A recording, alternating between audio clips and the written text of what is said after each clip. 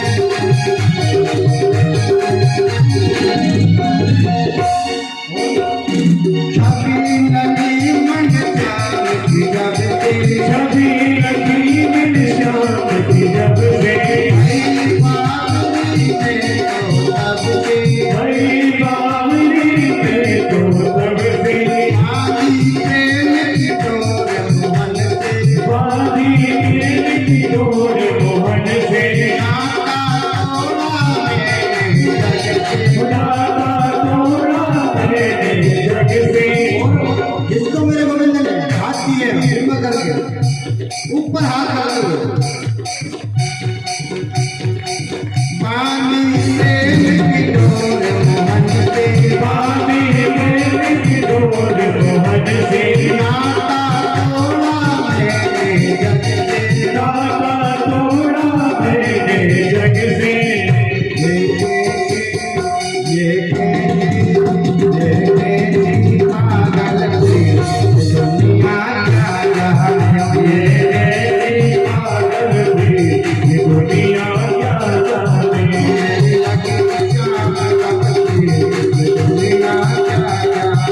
मेरी लगी शाम सजनी दुनिया क्या जाने।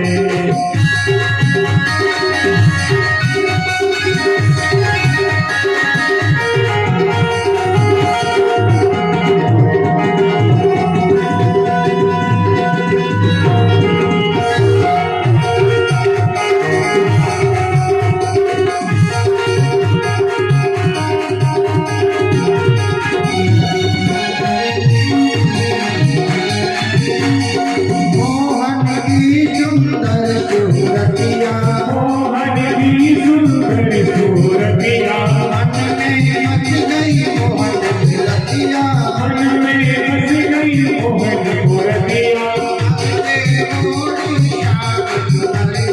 जब से ओढ़ी श्याम चुनरिया, जब से ओढ़ी श्याम चुनरिया, लोग कहे मैं भई बावरिया। मैंने छोड़ी जग की दुनिया, मैंने छोड़ी जग के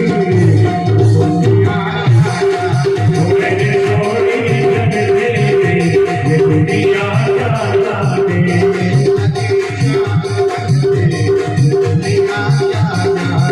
मेरी लगी शाम सजनी ये दुनिया क्या जाने।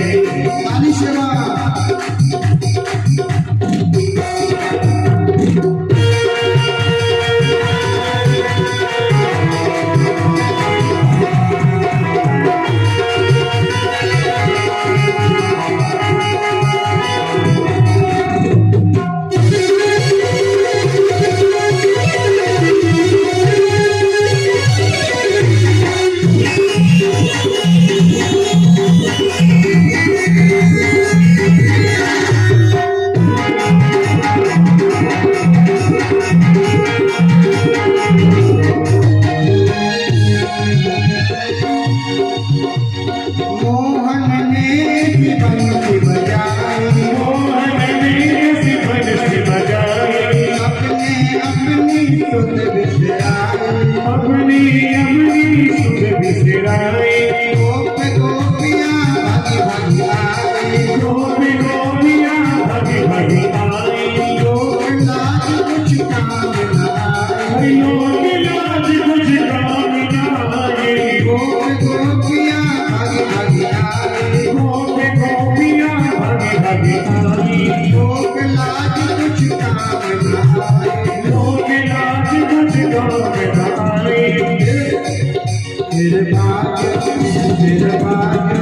मेरे बाग उठा मेरे आगे उठा करके ये दुनिया क्या जाने, मेरी लगी शाम सजनी ये दुनिया क्या जाने, ये दुनिया क्या जाने।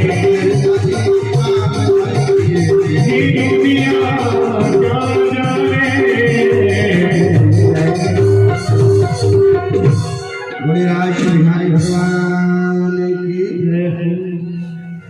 की बंसी बजती नित्य गोपी अश्वेत। लेकिन आज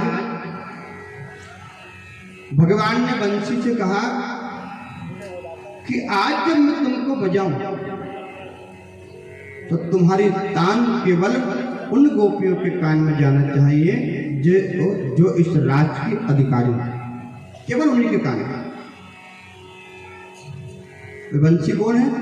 हमारे भोले बाबा। बंसी का उल्टा करेंगे तो क्या होगा? शिव। आपको पता है भागवत के अंदर एक वेणु गीत आता है और वेणु गीत में गोपियां बंसी को गालियां देती हैं। क्यों? क्योंकि भगवान जितना अधिक प्रेम अपनी बंसी से करते हैं ना, गोपियों को लगता उतना प्रेम हमसे नहीं करते। गोपियां बंसी को अपना स्वतंत्र मानती हैं कि किस प्रकार से हमारे कन्हैया उस बंसी को अपने कमर में रखते हैं, पेट में फंसा के रखते हैं। किस प्रकार से जब रात्रि होती है ना, तो बंसी को भगवान अपने हाथों का तकिया बना करके उसके ऊपर चलाते हैं। सदैव ठाकुर जी के अधरों पर रखी रहती है, सदैव ठाकुर जी के साथ रहती है। ये बंसी नहीं, हमारी स्वतन है। इसी बंसी ने हमको ठाकुर जी से दूर कर रखा है। अगर मौका मिले ना तो बंसी चुरा लेना, ताकि ठाकुर जी का ध्यान हमारी तरफ आए। नित्य गालियां देती है, लेकिन बंसी तो भोले बाबा है ना। राम अवतार में हनुमान जी महाराज ने खूब सेवा की राम जी की। तो एक दिन राम जी बोले, बाबा अगली बार जब हम आए ना, हम आपकी सेवा करेंगे। इस बार आपने बहुत सेवा की। तो वही बंसी भोले बाबा बन करके आए। इसलिए मेरे ठाकुर जी बंसी की नित्य सेवा करते हैं, नित्य प्रेम करते हैं। गोपियां गालियां देती हैं, लेकिन आज भगवान कह रहे हैं, बाबा अपनी तान उन गोपियों के कान में डालना जो इस राज के अधिकारी हैं। बंसी बजी। सुखदेव बाबा चित्रण करते हैं कि सास बहू आपस में बात कर रही हैं, लेकिन बंसी बजी, सास के कान में आवाज नहीं गई, बहू के कान में आवाज गई और भाग खड़ी हुई। सबका अलग अलग चित्रण।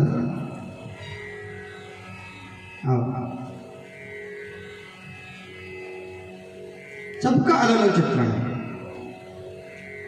एक गोपी गाय धोने के लिए जा रही थी और जैसे बंसी की कान पड़ी, तान पड़ी कान में, लग राजा तो भगोनी को फेंक करके और भाग। एक गोपी श्रृंगार कर रही है, एक आंख में काजल लगाया, दूसरे में लगाने वाली थी, बंसी की आवाज सुनी, भाग खड़ी। एक गोपी जा रही थी, उसके पतिदेव ने उसको देख लिया और हाथ पकड़ के उसके कमरे में बंद कर दिया, बाहर से कुंडी लगा दी। उससे ठाकुर जी के लिए इतनी विरह वेदना हुई, इतने विरह हुआ, इतना विरह वेदना हुई कि वो भगवान के चरणों का ध्यान लगा करके बैठ गई और दिव्य शरीर बना करके सबसे पहले मधुबन में पहुंची। परीक्षित से ऊपर बोले, महाराज दिव्य है? बोले हाँ, ये गोपियां केवल ठाकुर जी को पाने के लिए जन्म लिया है, इनका उद्देश्य और कुछ भी नहीं। जो शरीर पाकर के ये आई हैं, उसमें केवल ठाकुर जी को पाने का उद्देश्य है। भगवान की बंसी मधुबन के अंदर बजी, लाखों गोपियां आई, कुछ इधर से कुछ इधर से चली आई। भगवान ने सबसे पहले स्वागत किया है गोपियों का। सबसे पहले स्वागतम ते महाभाग प्रियम किम करवाणि वा ब्रजनस्या नामयं कच्चे भ्रूता गमन कारणम। गोपियों, आपका स्वागत है। लेकिन स्वागत तो कर रहे हैं भगवान, लेकिन परीक्षा भी कर रहे हैं, क्योंकि भगवान का महाराज है। हम जब 20 रुपए का मटका खरीदते हैं बाजार से, तो उसको भी बजा के देखते हैं कि कैसा है। ये तो भगवान का महाराज है। ये गोपियां आई तो हैं, लेकिन इनका वैराग्य कितना उच्च कोटि का है, ये देखना पड़ेगा। तो भगवान गोपियों की परीक्षा ले रहे हैं। अरे गोपियों, आपका स्वागत है। पर एक बात बताओ, आप यहाँ इतनी रात में इतने घने जंगल में क्यों आए? आने का कारण क्या? गोपियों को लगा कि पहले वचन दिया, समय आया तो बंसी बजा करके हमको बुला लिया, अब आ गए तो पूछते कि क्यों बुला। क्यों आई? कारण क्या? भगवान बोले ओह, लगता है घर में पतिदेव से झगड़ा हो गया, पतिदेव से झगड़ा हो गया इसलिए सब घर छोड़ के आई। चांचल जीवन में अक्सर ऐसा होता है, जहां पति से झगड़ा हुआ वहां उठाया सूटकेस अपना, जमाए बढ़िया कपड़े और जा रहे हैं मायके। बताते तुमको मायके जाकर सब आएंगे ना, हमारे भैया पापा सब बता देंगे आपको। होता ये अच्छी बात है। अगर आप लोग ऐसा करते हो ना तो आपके करवा चौथ का व्रत करने का कोई मतलब नहीं। क्या मतलब? पति को शास्त्रों में परमेश्वर का रूप दिया है और आप परमेश्वर से झगड़ा करके मायके जाके बैठ जाओ, दुनिया भर की धमकी दो, क्या सही है? बोलो जय श्री कृष्ण। अगर आप ऐसा करते हो तो आपके करवा चौथ का व्रत करने का कोई मतलब नहीं। क्या एक ही दिन के लिए पति पूजा करने के लिए होता है? उसमें भी तुम्हारा स्वार्थ होता है कि करवा चौथ आएगी तो बढ़िया बाजार से नई नई साड़ी दिलाएंगे। साड़ी लेना इसलिए व्रत कर रहे हो, वो कोई काम थोड़ी। वो टीवी देख देख के सब बिगड़ गया। टीवी में चालू हो गया ना करवा चौथ का व्रत करना है तो पतिदेव बढ़िया टीवी में जा रहे हैं, बढ़िया सुंदर हार दिला रहे हैं, साड़ी दिला रहे हैं। उनको देख देख कर हम झगड़ा पीड़ते हैं अपने पति को। देखो आज करवा चौथ है, अगर आपने साड़ी नहीं दिलाई ना तो आपके नाम का व्रत नहीं करूंगी, आपकी उम्र कम हो जाएगी। पतिदेव बोलते बेचारा उम्र कम हो, इससे अच्छा तू बाजार जा। और कहीं 3000 की साड़ी की जगह 3500 की साड़ी पसंद आ गई, पतिदेव ने कहा देख 500 कम है, 3000 की ले ले। तो 3000 की ले तो लेगी और पूरे दिन मुंह फुला करके घूमेगी, पूरे दिन। मैं अपनी मर्जी से तो कुछ कह नहीं रहा हूं, देखा है मैंने कई जगह होता है। लेकिन जिस दिन परमेश्वर का दिन है उस दिन तुम इस तरह से करोगे तो ऐसा व्रत करने का कोई मतलब नहीं। मैं मना करूंगा आपको, ऐसी करवा चौथ का व्रत कभी मत करना, कोई भी व्रत मत करो। प्रथम दिन का निवेदन, व्रत करने से ठाकुर जी नहीं मिलते, व्रत करने से ठाकुर जी मिलते, भूखे रहने से ठाकुर जी मिलते, तो फिर क्या? पति देव से झगड़ा करना और फिर उनको तमाम बातें सुनाना वो ठीक नहीं। तो भगवान इस बात का अनुभव कर रहे कि गोपियों, लगता तुम्हारा निश्चित रूप से झगड़ा हुआ है और झगड़ा हुआ है इसीलिए तुम यहाँ वन में आए हैं। तो गोपियों ने नाम से राधे बोल, नहीं महाराज हमारा कोई झगड़ा नहीं है। तो देखो इतने घने जंगल में जब तुम आई हो, लोगों ने देख लिया, अर्धरात्रि में जंगल में हो तो बदनाम हो गया। गोपियों को इतना क्रोध आया भगवान की बातों से, गोपियों ने नाम से ला दिया। अपने पैर के अंगूठे से धरती को कुरेदने लगे क्रोध में कि भगवान ऐसा क्यों कर रहे कि बुलाया है इस तरह से और आप कहते कि क्यों आए। भगवान से प्रश्न करती गोपी सरकार, हम चले जाएंगे, बिल्कुल चले जाएंगे, लेकिन हमारे एक प्रश्न का उत्तर दो। क्या? बोला हमारा प्रश्न ये है कि एक पतिव्रता स्त्री अपने पति का नित्य पूजन करती थी, नित्य उनको मानती थी, नित्य उनके चरणों का स्पर्श करती थी। लेकिन एक दिन पतिदेव को किसी कार्य के लिए घर से बाहर जाना पड़ा, दूसरे गांव जाना पड़ा, बेचारी विकल होकर रोने लगी। अपने पतिदेव से कहने लगी, महाराज मैं आपके बिना नहीं रह सकती, मैं आपकी नित्य पूजा करती हूँ, नित्य आपको मानती हूँ, और आप इस तरह से बाहर जा रहे हैं, मैं कैसे रहूँगा? तो पतिदेव ने कहा, देवी हमारा फोटो रख लो, इस फोटो की पूजन करना, जब तक हम लौट करके नहीं आए तब तक इसी फोटो की पूजन करो। पतिदेव चले। कुछ समय के बाद जब पतिदेव लौटे, दरवाजा खटखटाया, उस समय उनकी पत्नी पतिदेव की फोटो का पूजन कर रही थी। गोपियां भगवान से पूछ रहे, बोले सरकार अब बताओ, वो अपने पतिदेव का पूजन छोड़े ये दरवाजा खोलने के लिए जाए। भगवान बोले इसमें सोचने वाली क्या बात है? वो फोटो तब तक के लिए था जब तक असली पति ना आ जाए। जब असली पति दरवाजे पे आ गया है तो फाटक खुलना चाहिए, जाना चाहिए। गोपियां बोली तो महाराज हमारा भी फैसला हो गया।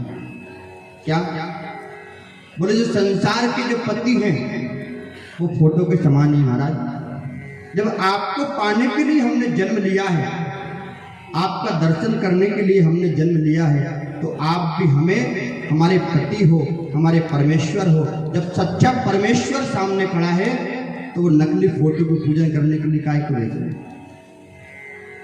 ऐसे भर को क्यों भरे जो जन्मे और मर जाए, बर बरिए गोपाल जो जासे चुड़ लो अमल हो जाए।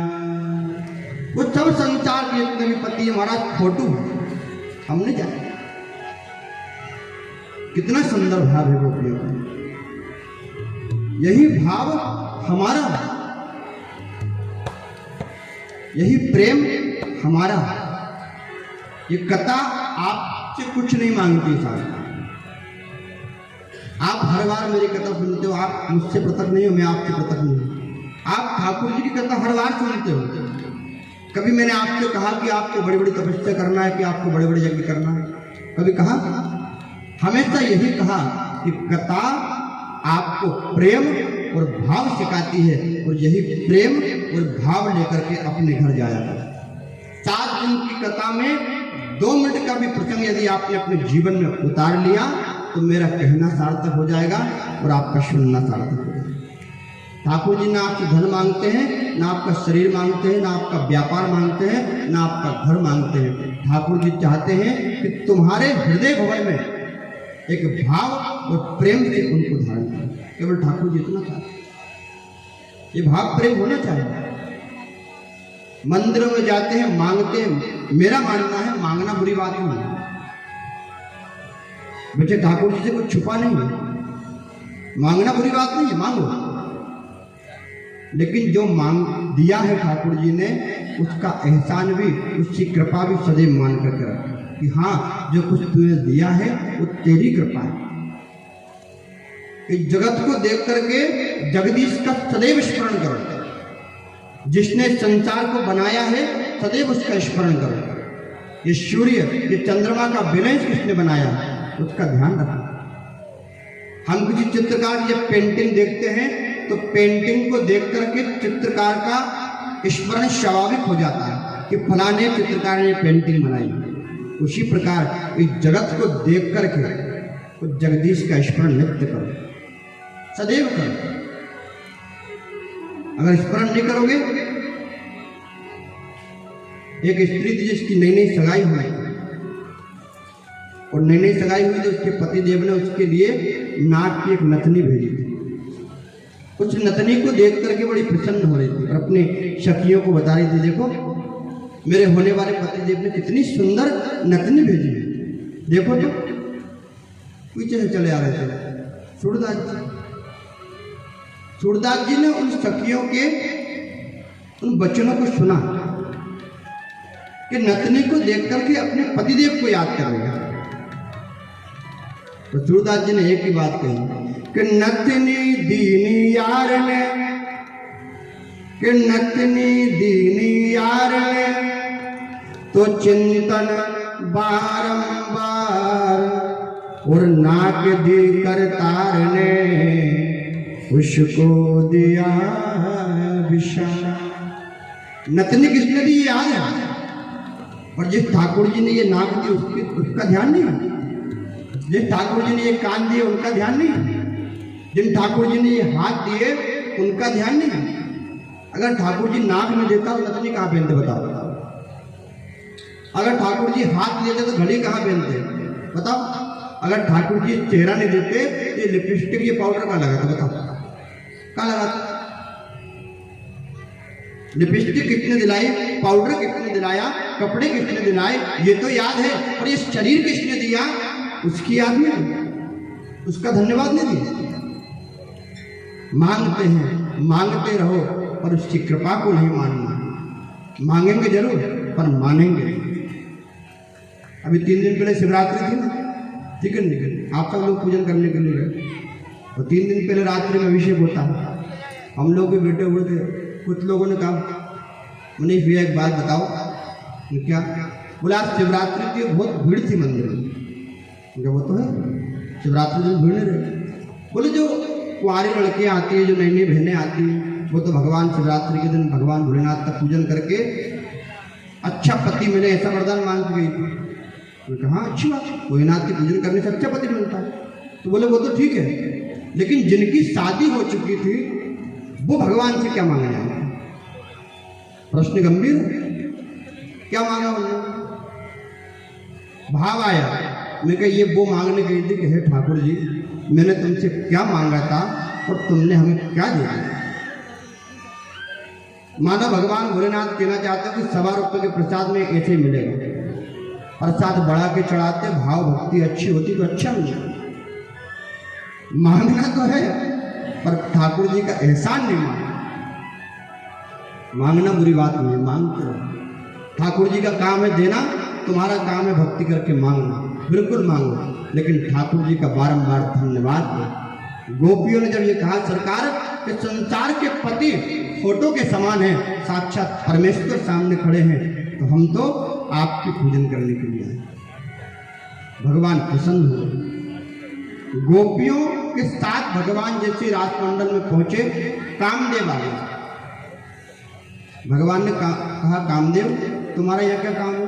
बोले सरकार एक बार भगवान शिव की तपस्या भंग करने के लिए गया था, गलती मेरी थी क्योंकि वो तपस्या में थे, मैं भस्म हो गया।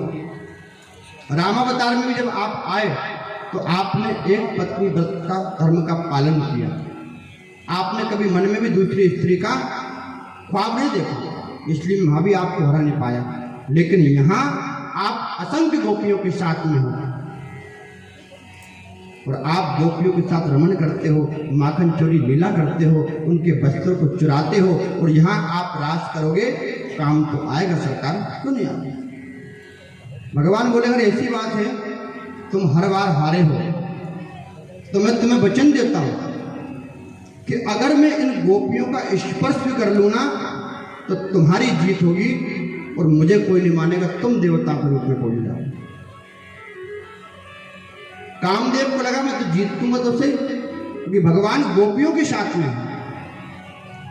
बोले महाराज 5 बाण चलाऊंगा और निश्चित रूप से आपको हराऊंगा। भगवान ने कहा ठीक है। मेरे गोविंद जैसे ही राजमंडल में पहुंचे, रास प्रारंभ हुआ, लाखों गोपियां एक गोविंद। आप जब घर में पंखा चलाते हो ना, पंखा चलाते हो, तो पंखा जब चलता है तो धीरे धीरे उसकी हम एक एक पंखड़ियों को देख लेते हैं कि ये घूम रही है, लेकिन पंखा जैसे स्पीड पकड़ेगा उसकी पंखड़ियां आपको दिखाई नहीं देगी। उसी प्रकार जब गोविंद ने रास प्रारंभ किया, लाखों गोपी एक कृष्ण, रास प्रारंभ हुआ तो एक एक गोपी एक कृष्ण, और जब महारास प्रारंभ हुआ तो वहां गोपियां थी नहीं, सारी की सारी गोपियां कृष्ण बन गई, सारी की सारी वहां गोपियां थी, सारी की सारी कृष्ण बन गई। जब सब कृष्ण थे तो भगवान स्पर्श करते किसको?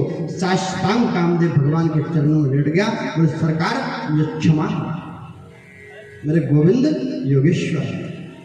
हाँ, काम का कोई काम नहीं, तो जीवात्मा और परमात्मा का मिलन है। भगवान ने आशीर्वाद दिया और यही कामदेव आगे चल करके भगवान का प्रथम पुत्र बनकर के आया है, जिसका नाम था प्रथम। राज प्रारंभ हुआ तो गोपियों को अभिमान हुआ, अंदर अहंकार आ गया कि भगवान कभी उनका पसीना पोंछने लग जाते, कभी उनके चरणों की सेवा करने लग जाते। तो गोपियों को लगा कि भगवान हमारी सुंदरता पर रिझ गए, और जहां आता है अभिमान वहां से खिसक जाते हैं भगवान। राधा रानी को लेकर के राजमंडल से मेरे गोविंद अंतर्ध्यान हो गए, गोपियां विकल हो गई। इधर राधा रानी के साथ भगवान आगे चले जा रहे थे। राधा रानी को अभी तक था मान, प्रेम में मान का स्थान है, अभिमान का कोई स्थान नहीं। अभी तक मान था, और राधा रानी को लगा कि शायद मेरी सुंदरता पे रिझ गए ठाकुर जी, सबको छोड़ करके मुझे लेकर के आए हैं। तो वहाँ आता अभिमान, और जैसे अभिमान आया भगवान वहाँ से भी अंतर ध्यान। राधा रानी मूर्छित होकर गिर पड़ी। गोपियाँ ढूंढती ढूंढती भगवान का पैरों का अन्वेषण करते हुए चली जा रही हैं, भगवान के प्रेम में विकल होकर चली जा रही हैं। आगे देखा तो क्या, राधा रानी मूर्छित पड़ी है। राधा रानी की मूर्छा को छुड़ा करके सभी लोग यमुना किनारे आए, और यहाँ पर गोपियों ने भगवान के बिरे में गोपी गीत गाया। 40 श्लोकों में ये गोपी गीत है, और इस गोपी गीत के माध्यम से गोपियां भगवान ने किस प्रकार से ब्रज के अंदर लीला की, और उनके ब्रज में आने के बाद कौन कौन से देवता की माँ भगवती लक्ष्मी भी जन्म लेने को तरसती है, ऐसे भाव को प्रदर्शित किया है गोपी। और भागवत में लिखा है कि जो नित्य प्रति गोपी गीत का पाठ करता है श्याम काल के समय, उसे ठाकुर जी अवश्य दर्शन देते हैं। बहुत सुंदर भाव है गोपी गीत के अंदर। 2 लाइन हम भी गुनगुनाएंगे, उसके बाद आगे बढ़ेंगे। जयति तेधिकं जनमना व्रजो श्रयते इंदिरा शाश्वता जयति तेधिकं जनमना व्रजो श्रयते इंदिरा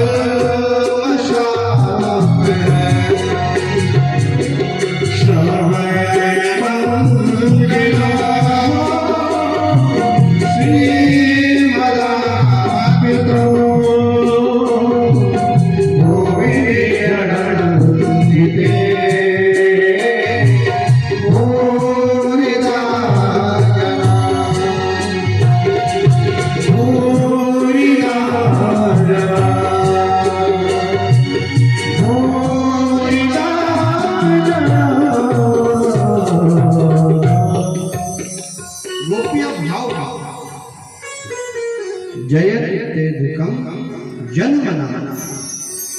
हे गोविंद,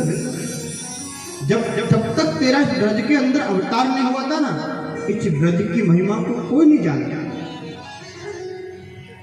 लेकिन तूने जब से ब्रज के अंदर अवतार लिया ना गोविंद, तब से बड़े बड़े देवता भी इस ब्रज के अंदर जन्म लेने के लिए तरसते हैं, ललायत कहते हैं। और तूने इस ब्रज के अंदर जन्म लेकर के हम गोपियों के उनके मान को भी बढ़ाया। ये गोविंद, जब तूने हर बार हमारी असुरों से रक्षा की है, तो आज ये प्रेम के भरे में क्यों मारता? कई सुंदर भाव है साहब गोपी गीत, 40 श्लोकों में है। वो पूरा गाना या पूरा भाव मैं 7 दिन में भी आपको नहीं बता सकता। अगर हम गोपी गीत पे चर्चा करें ना, तो हमारे लिए 7 दिन भी कम पड़ जाए। बहुत सुंदर गोपी गीत। ठाकुर जी ने गोपियों के भाव को सुना। ठाकुर जी बोले, गोपियों, सच्चा प्रेमी तो वो होता है जो प्रेमी के भ्रम में अपने प्राणों का त्याग कर दे। और तुम सब गोपियां मुझे बन मन ढूंढ रही हो, प्राण तो एक का भी नहीं निकला, एक का भी प्राण नहीं निकला। ये कौन सा प्रेम है? मानो गोपियों ने भाव को समझा। बोले, सरकार, यदि आपके कहने से सच्चा प्रेमी वही है कि जो प्रेमी के भ्रम में अपने प्राणों का त्याग कर दे, तो हमारे एक प्रश्न का उत्तर देना सरकार कि सीता जी का राम जी से कैसा प्रेम है? माँ सीता भी तो राम जी से दूर रही, उनका प्राण क्यों निकला? जिस समय हनुमंत लाल गए लंका के अंदर माँ सीता का पता लगाने के लिए, पता लगा के लौटे, राम जी ने कहा, हनुमंत, मेरी सीता जीवित नहीं हो। बोले, सरकार, जीवित तो हैं, पर कैसे हैं? कि नाम पहारो दिवस निशि, ध्यान तुम्हारे कपाट, लोचन निज पद जंत्रित, प्राण जाय कहीं बार। सरकार प्राण निकलने के लिए तैयार है, लेकिन सतत निरंतर हर पल हर क्षण आपके नाम लेती रहती है, और आपका नाम रूपी पहरेदार उनके प्राणों की रक्षा करता है। सरकार, तो प्राण निकलेंगे कहाँ से? उसी प्रकार है गोविंद, हमने भी तेरी कथा को सुना है। तब कथामृतम तप्त जीवन, तेरी कथा को सुनकर के हमारे भी प्राण निकले, इसलिए हम भी नहीं मरने लगे। इसलिए हे गोविंद, हो सके तो दर्शन दो। तो गोपियों के इस भाव को मेरे गोविंद ने सुना, और तत्क्षण यमुना तट पर गोपियों के मध्य में मेरे भगवान प्रकट हुए। वो रास बिहारी भगवान की। गोपियों ने जब भगवान को देखा ना, तो किसी ने उनका पीताम्बर पकड़ लिया, किसी ने उनके चरण पकड़ लिए, किसी ने उनका हाथ पकड़ लिया। क्यों? क्योंकि ये भाग नहीं जा वापस। भगवान से लड़ने लगी गोपियां। बोले, सरकार, ये कोई तरीका है? बुलाते हो और फिर भाग जाते हो, ये कौन सा प्रेम है? भगवान बोले, देवियों, सच्चा प्रेम वही होता है जहां प्रेमी भ्रम में तड़पे। जो मेरे भ्रम में रोता है ना, मैं उसके लिए रोता हूं। जो मेरे भ्रम में जितना तड़पता है, मैं उसको उतनी जल्दी दर्शन देता हूं। मेरा कोई भी भक्त मेरे भ्रम में तड़पेगा, मेरे लिए रोएगा, तो मुझे भी उतने रोना आता है। मैं तुमसे पृथक नहीं। और प्रेम की परिभाषा 4 होती है साहब। संसार के अंदर प्रेम हमने अलग अलग रूप में बांटा हुआ है। एक प्रेम वहां होता है जहां एक तो प्रेम करता है दूसरे से, लेकिन दूसरा वाला सोचता है कि हम जानते हैं हमसे प्रेम करता है, तो जितना हो सके इसे लूट लो, क्योंकि हमारे प्रेम में अंधा है, हम इससे जो चाहे सो करवा लेंगे। एक प्रेमी होता है कि भैया ये हमसे प्रेम कर रहा है, तो हम भी इससे प्रेम कर लो। ये प्रेम नहीं है, ये व्यापार है। आपने कर लिया तो हमने कर लिया, आपने दिया तो हमने ले लिया। एक प्रेम होता है जिसे अपने शरीर की शुद्धि ना हो कि मेरा शरीर कहाँ पड़ा है, किस अवस्था में पड़ा है, और एक प्रेम ऐसा होता है जिसका न मन होता है न जिसकी आत्मा होती है, उसके तो शरीर का एक एक अंग ठाकुर जी के लिए समर्पित हो जाता है। कुछ अच्छा प्रेम है। संसार के लोग प्रेम की भाषा नहीं समझते। हम ठाकुर जी को खिलाते हैं पदार्थ और संसार के लोगों से करते हैं प्रेम। उल्टा करो, संसार के लोगों को खिलाओ पदार्थ और ठाकुर जी से करो प्रेम। हम करते हैं उल्टा। ठाकुर जी तुम्हारे 56 भोग के भूखे नहीं है सामने, कोई भूखे नहीं है। तुम्हारे धन के भूखे नहीं, तुम्हारे भोग के भूखे नहीं, केवल तुम्हारे प्रेम के भूखे। गोपियों के भाव को सुनकर के ठाकुर जी का अब असली महाराज प्रारंभ होगा। और जैसे राज प्रारंभ हुआ तो भोले बाबा भागे भागे चले आए। गोपियों ने कहा महाराज इस राज के अंदर दाढ़ी मूछ वालों का कोई काम नहीं। भोले बाबा बोले देवी एक बार हमको अंदर आ जाने दो, हम बहुत अच्छा ठुमका मार लेते हैं। गोपियों ने साफ मना कर दिया, बोले महाराज कहा ना दाढ़ी मूछ वालों का प्रवेश नहीं है। भोले बाबा वहां से गए, भागे भागे यमुना तट पे पहुंचे, डुबकी लगाई यमुना जी में, बढ़िया चुनरी ओढ़ी और चुनरी ओढ़ करके गोपियों के झुंड में घुसे चले गए। गोपियों ने नहीं पहचाना, लेकिन मेरे ठाकुर जी पहचाने। आओ आओ मेरे गोपेश्वर नाथ, आपका स्वागत है। बताइए जिस रात के अंदर परम योगीश्वर कृष्ण हो और जिस रात के अंदर काम को भस्म करने वाले भगवान भोलेनाथ हो, उस रात के अंदर कभी काम नहीं आ सकता। ये तो ठाकुर जी की और जीवात्माओं का मिलन है, यही इसको रास कहा गया। तो आइए हम भी अपने मन को ठाकुर जी के साथ रास में लेकर के चलते हैं। आप समझना कि आप सब गोपियां हैं और ठाकुर जी यहाँ कहीं ना कहीं किसी किसी रूप में आए होंगे और निश्चित हमारे साथ रास करेंगे। जिनको नाचना है वो खूब प्रेम से नाचें, जिनको नहीं नाचना है वो प्रेम से ताली से बताएं। बोल रास बिहारी भगवान की। एक दिन भोले भंडारी बन के सुंदर नारी वृंदावन आ गए हैं, वृंदावन आ गए। एक दिन भोले भंडारी बन के सुंदर नारी वृंदावन आ गए हैं, वृंदावन आ गए। पार्वती की बना के हारी, पार्वती की बना के हारी, नौरे के बुलाए वृंदावन आ गए, वृंदावन आ गए। एक दिन भोले भंडारी बन के सुंदर नारी वृंदावन आ गए हैं, वृंदावन आ गए हैं। एक निवेदन करूं, कुछ याद है आपको? कल मैंने कहा था कि जो ताली नहीं बजाएगा उसको पड़ोसी की कसम है। कसम याद कर लो तो सब गड़बड़ हो जाएगा। प्रेम में दोनों हाथ सेवा करते हुए, ताली सेवा करते हुए।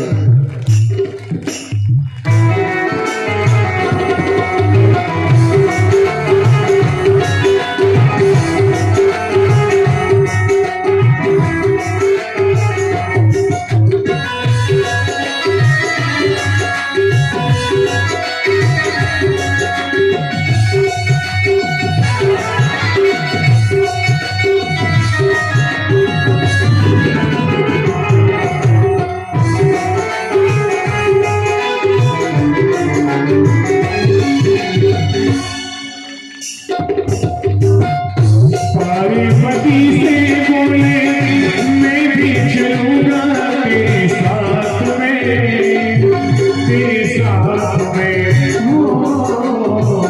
पार्वती से बोले मैं भी चलूंगा तेरे साथ में, तेरे साथ में।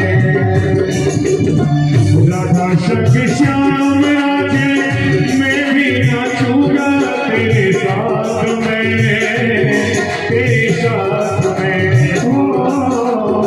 राधा शक्ति श्याम राजे मैं भी नाचूंगा तेरे साथ में, तेरे संग में। रास